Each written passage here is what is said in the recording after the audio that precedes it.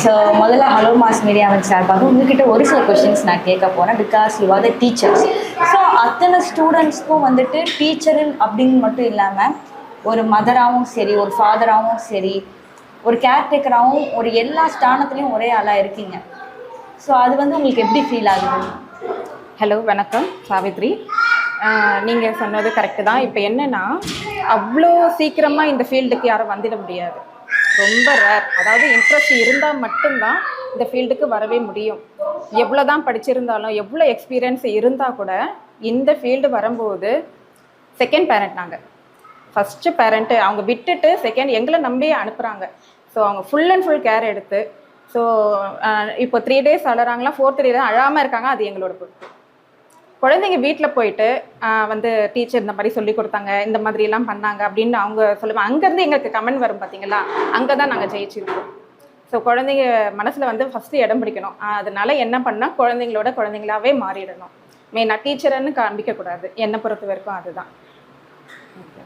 So international pre school அப்படின்னு சொல்லும் போது, அதாவது நம்ம படித்த எல்கேஜிக்கும் ப்ரீகேஜிக்கும் வந்துட்டு அவ்வளோ ஒரு வித்தியாசங்கள். இப்போ நானே பார்க்கும்போது அவங்க ஆக்டிவிட்டி பண்ணுறதா இருக்கட்டும், ரைம்ஸ் சொல்கிறதா இருக்கட்டும், இல்லை இதை பார்த்து கலர்ஸ் எக்ஸ்பிளைன் பண்ணுறதா இருக்கட்டும், ஸோ இவ்வளோ ஆக்டிவிட்டீஸ் பண்ணுறாங்க. நம்ம ஏஜில் இவ்வளோ பண்ணலை.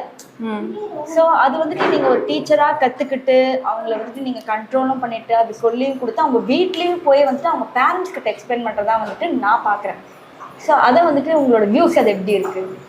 இப்போது எங்கள் பீரியட்லலாம் பார்த்தீங்கன்னாக்கா வாய்மொழியால் தான் எல்லாமே சொல்லி கொடுத்தாங்க. ஸோ என்னென்ன கலர்ஸ்ன்றது ஐடென்டிஃபை தெரியாது. ஸோ இதுதான் அப்படின்றதுனால சொல்லுவாங்க. இப்போ கூட பார்த்தீங்கன்னாக்கா யூடியூப்பில் பார்த்தே பேரண்ட்ஸை வந்து கற்றுக் கொடுக்குறாங்க. ஸோ அந்த மாதிரி நாங்கள் பண்ண முடியாமல் என்னென்னா, அந்த பழைய இது எடுக்காமே நியூவாக என்ன க்ரியேட் பண்ணலாம். இப்போ கலர்ஸ் கூட அந்த கலர்ஸாக எடுக்காமல் அதுக்கு டாய்ஸ் மூலயமா நாங்கள் அதை வரைஞ்சி கிரியேட்டிவ் மைண்டில் வரைஞ்சி, ஸோ அவங்க வந்து அந்த கலர்ஸை இப்போ ஆல்ரெடி ஒரு கலர் கொடுத்துருப்போம் ரெட்டுனா, அதே கலரை ரெட்டு கொண்டு வந்து அந்த பேஸ்ட் பண்ணுறது, அந்த மாதிரிலாம் அவங்க கொண்டு வர சொல்லுவோம். ஸோ இது வந்து நியூ க்ரியேட்டிவாக நாங்கள் கொண்டு வரோம். பழைய இது இல்லாமல் யூடியூப்பை பார்த்து பேரண்ட்ஸ் பண்ணாமல் இப்போ நாங்களே வந்து ஓனாகவே எல்லாத்தையும் கட் பண்ணி சார்ட்லேருந்து கட் பண்ணி அவங்களுக்கு புதுசாக வந்து கொண்டு வரணும். இப்போ மெயினாக பார்த்தீங்கன்னா ஒவ்வொரு குழந்தைங்க ஒவ்வொரு டிஃப்ரெண்ட் பேஸில் இருப்பாங்க.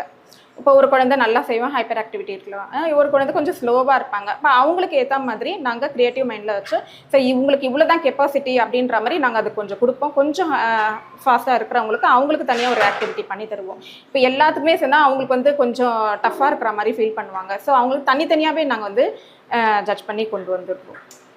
சரி, இப்போது நம்ம காலத்தில் இருக்கும் போது வந்துட்டு டீச்சர்ஸ் வந்துட்டு ஒரு சொல்லும் போது கூட பயந்துட்டே நம்ம சொல்லுவோம். ஆனால் இங்கே இருக்கிற குழந்தைங்க வந்துட்டு ரொம்ப ஃப்ரீயாக அதை சொல்கிறாங்க.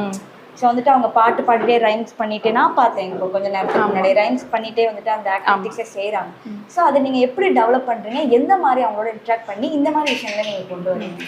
மைண்டில் பார்த்தீங்கன்னாக்கா சில குழந்தைங்க வந்து கொஞ்ச நேரம் டைம் சொல்லிட்டே கொஞ்சம் அப்செட் ஆகிடுவாங்க. மைண்ட் அந்த அப்செட் ஆகக்கூடாதுன்றதுனால கொஞ்சம் அப்படியே டான்ஸ் பண்ணி ரைமிங் வேர்ட்ஸை கொண்டு வந்துட்டு அப்படியே ஆக்டிவிட்டி பண்ண வச்சுடுவோம். இது நார்மலாகவே சைலண்ட்டாக ஆக்டிவிட்டி பண்ணுறாங்கனாக்கா கான்சென்ட்ரேஷன் இருக்கவே இருக்காது.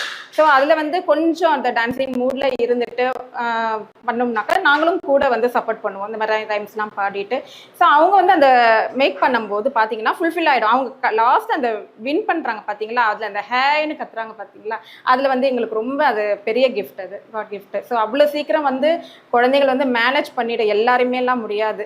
கண்டிப்பாக இதில் ஃபுல் அண்ட் ஃபுல் எக்ஸ்பீரியன்ஸ் இருந்தால் மட்டும்தான். எக்ஸ்பீரியன்ஸ் வேறு, நல்ல ஒரு இன்ட்ரெஸ்டான ஒரு பர்சன் ஸ்டாஃபால் மட்டும்தான் இதை ஹேண்டில் பண்ண முடியும். ஒரு கண்ணாடி பாட்டில் மாதிரி, இந்த கண்ணாடி பாட்டில் அது வந்து எம்டியாக வச்சுருந்தாலும் ஓகே. ஸோ அதை வந்து கலர்ஃபுல்லாக ஆக்குறது அது டீச்சர்ஸ் கிட்ட தான் இருக்குது. இப்போ அவங்கள பொறுத்த வரைக்கும் நாங்கள் இன்னொரு மதர். ஸோ அது வந்து ரொம்ப ரொம்ப கேர் பண்ணுறது எங்களுடைய கடமை. ஸோ ஹலோ மாஸ் மீடியாவின் சார்பாகவே எனக்கு உங்களுடைய